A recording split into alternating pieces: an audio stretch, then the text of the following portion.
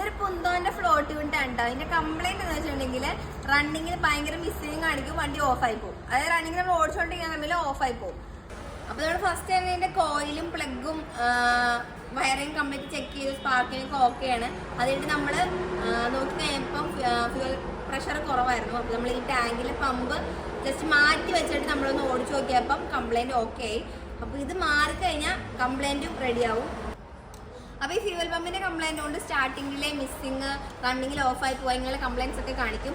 അപ്പോൾ ഇതിൻ്റെ അകത്തൊരു മോട്ടർ വരുന്നുണ്ട്, അതാണ് ഇതിൻ്റെ കംപ്ലൈൻറ്റ്. പിന്നെ ഇതിന് ഫ്യൂവൽ ഗേജ് കംപ്ലൈൻറ്റ് കാണിക്കുന്നുണ്ട്.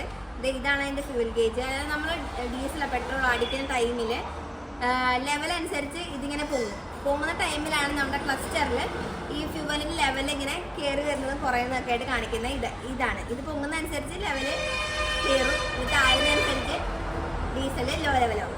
അപ്പോൾ ഇതും എൻ്റെ കംപ്ലൈൻറ്റ് കാണിക്കുന്നുണ്ട്. അപ്പോൾ നമ്മളിത് അസംബ്ലി ആയിട്ട് ചേഞ്ച് ചെയ്യുന്നുണ്ട്. അസംബ്ലി ആയിട്ട് ചേഞ്ച് ചെയ്ത് നമ്മളുടെ കംപ്ലൈൻറ്റ് മാറും.